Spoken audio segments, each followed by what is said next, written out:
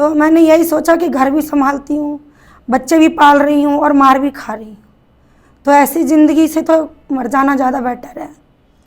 तो फिर मैंने वहाँ से मेडिकल से, जो मतलब नाम नहीं लूँगी मैं उनका, लेकिन मैं वहाँ से लेके आई और मैंने जहर खा लिया और मैंने किसी को नहीं बताया और सो गई। तो जब आप रिलेटिव के जाते थे तो रिलेटिव आपको सपोर्ट नहीं करते थे। तो यहाँ आपको क्या फ़र्क लगा? बहुत ज़्यादा फ़र्क लगा, क्योंकि मैं एक सांस लेने, खुली सांस ले पा रही हूँ यहाँ पे। तो आप जब घर में रहते थे तो आपके कैसे विचार रहते थे? सुसाइड कर लूँ, ऐसे विचार आते थे आपको? मैंने कई बार ट्राई भी किया। कई बार सुसाइड को ट्राई किया। आपको लगता है कि मायका से जबरदस्ती उनके घर वापस भेजा जाता है? नहीं, बिल्कुल नहीं। मुझे 9 महीने हो गए, मुझे आज तक नहीं बोला गया है कि आप जाओ। जैसे कि आज हम मायका स्वीट होम से यहाँ रह रही महिला से आज उनका एक्सपीरियंस पूछेंगे, ये क्यों आई। तो आप क्या कहना चाहेंगी कि यहाँ आप क्यों आए और क्यों आना चाहिए? मैं 9 महीने पहले आई थी, मेरा 9वां महीना है और मैं बहुत परेशान थी। तो मैं जब यहाँ पे आई तो मुझे बहुत अच्छा लगा। मैं घर से काफ़ी टाइम से, 17 साल से निकलना चाहती थी, पर मेरे पास कोई रास्ता नहीं था कि मैं निकलना चाहूँ। मम्मी के घर भी जाती थी तो रिटर्न मुझे वापस कर दिया जाता था कि आप अपने हस्बैंड के घर रहो। तो मैं वापस मतलब कहीं भी नहीं जा पा रही थी। लेकिन जब मैं 9 महीने पहले यहाँ आई तो मुझे बहुत कुछ सीखने को मिला और बहुत कुछ जानने को भी मिला। यहाँ का कैसे पता लगा आपको? मेरी एक फ्रेंड यहाँ पे एक स्कूल है नंबर 1, उसमें पढ़ती थी वो, तो उसको पता था कि यहाँ पे है।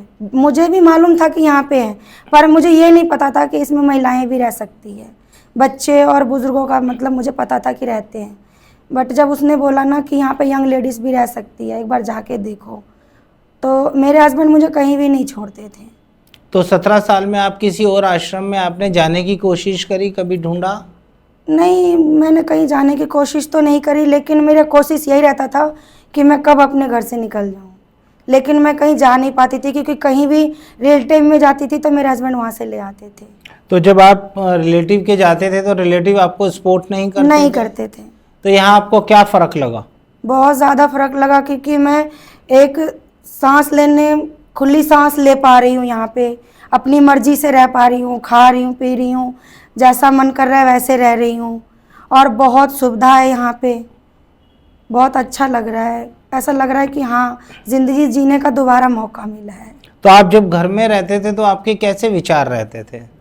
सुसाइड कर लूँ, ऐसे विचार आते थे आपको? मैंने कई बार ट्राई भी किया। कई बार सुसाइड को ट्राई किया। कब आपके साथ आपको ऐसा लगा कि आपने बहुत भयानक सुसाइड किया और आप बचे? एक बार जब मैं ड्यूटी पे से आई थी, नाइट ड्यूटी थी मेरी, मैं ड्यूटी करके आई थी, मेरे हस्बैंड ने मेरे को बेल्ट से मारा। फिर जब मतलब बच्चे हैं तो गलती तो करते हैं, मेरे पास बच्चे थे तो उन्होंने कुछ गलतियां की थी, आपस में लड़े थे, तो इस वजह से बच्चों को मार रहे थे। जब मैंने उन्हें बचाने की कोशिश की तो उन्होंने मुझे भी मारा। तो मैंने यही सोचा कि घर भी संभालती हूँ, बच्चे भी पाल रही हूँ और मार भी खा रही हूँ, तो ऐसी ज़िंदगी से तो मर जाना ज़्यादा बेटर है। तो फिर मैंने वहाँ से मेडिकल से, जो मतलब नाम नहीं लूँगी मैं उनका, लेकिन मैं वहाँ से लेके आई और मैंने जहर खा लिया और मैंने किसी को नहीं बताया और सो गई। तो सबको यही लगा कि नाइट ड्यूटी करके आई है इसलिए सो गई है। 36 घंटे ड्यूटी करके आई थी, मैं घर नहीं आ रही थी गुस्से में कि जाऊँगी तो मुझे बहुत मतलब वहाँ पे परेशान करते थे, नेगेटिव विचार। हाँ, मतलब गलत बोलते थे। मम्मी के घर जाती थी, मैं वहाँ से रिटर्न ड्यूटी पे चली जाती थी। तो इन्होंने मतलब मैंने जब जहर खा लिया तो किसी को पता नहीं था। जब मेरे बच्चे मुझे उठाने के लिए आए तो मैं बेहोश पड़ी हुई थी, तो वो काफ़ी रोने लग गए तीनों।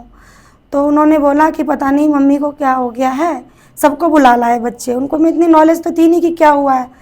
तो इतने में मेरे हस्बैंड को भी किसी ने कॉल कर दिया, वो भी आए। तो उन्होंने बोला कि मर जाने दो, अगर मरती है कुछ खा लिया है तो मेरे को तो छुटकारा चाहिए इससे। तो फिर बच्चों ने बोला कि मामा मर जाएगी तो फिर हम कैसे रहेंगे। फिर मेरी मम्मी के घर चले गए उनको बुलाने के लिए, मम्मी को। तो मेरी मम्मी आई तब मेरा भाई उठा के ले गया मुझे कि मतलब हम तो मरने नहीं देंगे भाई, उस पर बाद में बात करेंगे हम लोग। तो मैं पुलिस केस करने वाली थी, फिर मेरी मम्मी ने मना कर दिया कि रहना तो साथ में ही है। तो पुलिस केस मत करो। तो मैंने बोला कि मतलब ठीक है। फिर वहाँ से मुझे जैसे ही मतलब थोड़ा सा रिलैक्स हुआ, वहाँ से फिर ले आए। तो आपको लगता है कि बाज़ार में कोई जहर मिलता है? मिलता है, लेकिन मैं तो कहूँगी कि यही सुसाइड नहीं करना चाहिए। देखो, बाज़ार में कोई जहर नहीं मिलता है। हम किसी भी गोली को जहर मान के खा लेते हैं। जहर नाम की चीज़ तो बाज़ार में कोई मिलती नहीं, और मरना तो हमारे हाथ में है ही नहीं है। आपने कितनी बार मरने की कोशिश करी।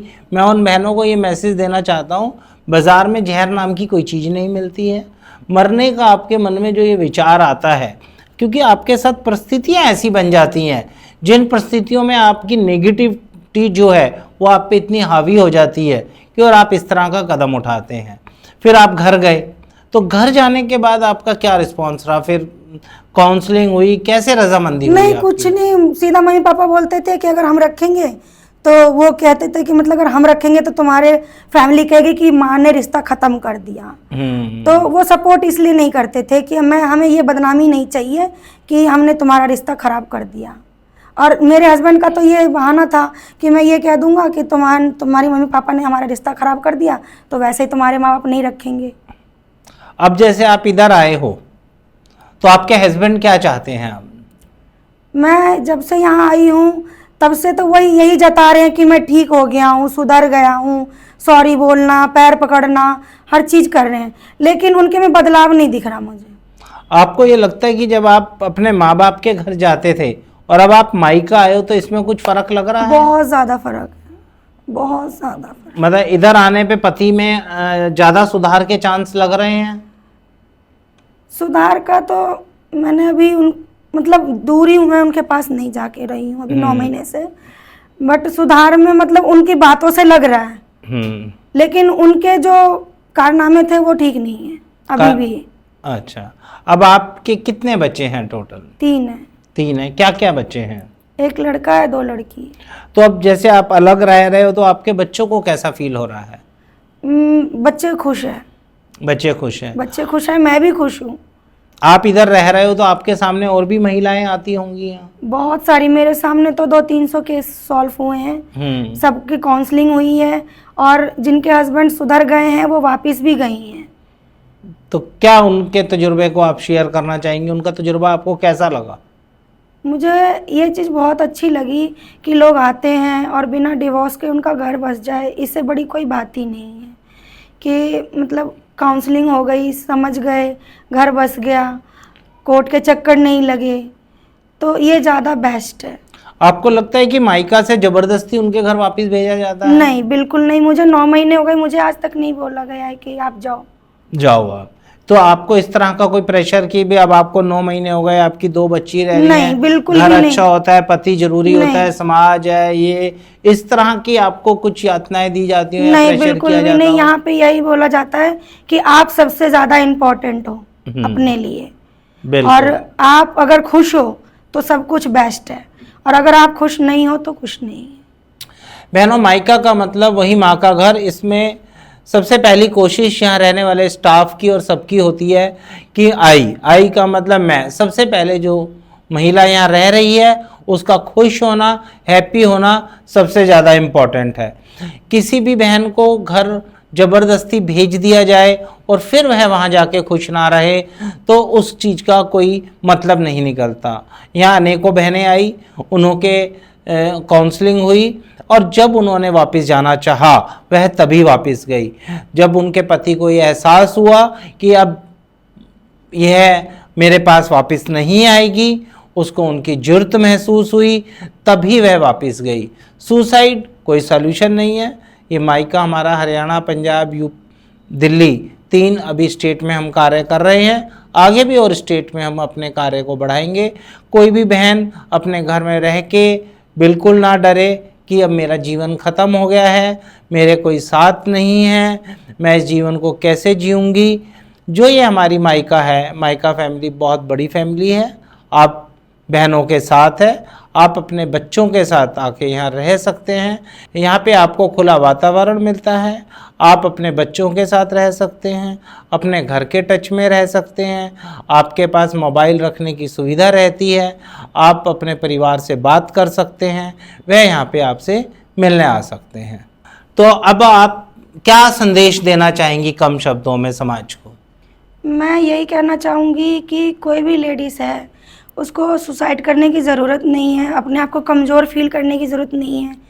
वो उनके में इतनी शक्ति है, क्षमता है कि वो अपना हर कुछ हैंडल कर सकती है। और मायका में आने के बाद आपको पूरी सेफ्टी मिलती है, हर सुविधा मिलती है और बहुत कुछ सीखने को भी मिलता है। मैंने भी यहाँ पार्लर का कोर्स किया है और बहुत सारी ऐसी चीज़ें हैं जो मैं मतलब बहुत कुछ सीख चुकी हूँ यहाँ पे। और मुझे जीने का मोटिव भी मिला है कि किस तरह ज़िंदगी जीनी है। और मैं अब कभी सुसाइड नहीं करूँगी, ना ही कभी सोचूंगी भी नहीं। इतनी मुझे खुशी हो रही है यहाँ पे आके कि मैं अपनी मम्मी के घर में भी कभी इतना खुश नहीं थी जितना मुझे यहाँ पे खुशी मिल रही है। धन्यवाद, आपने बहुत अच्छा संदेश दिया। इस संदेश को ये मान के चलिए, अभी हमारा पूरा जीवन है, बहुत कम एज है अभी आपकी। आपके जीवन में आपके बच्चों के साथ बहुत सुखद समय आपको देखना है। सुसाइड के विचार से आपको बहुत दूर रहना है। धन्यवाद। जय हिंद, जय भारत।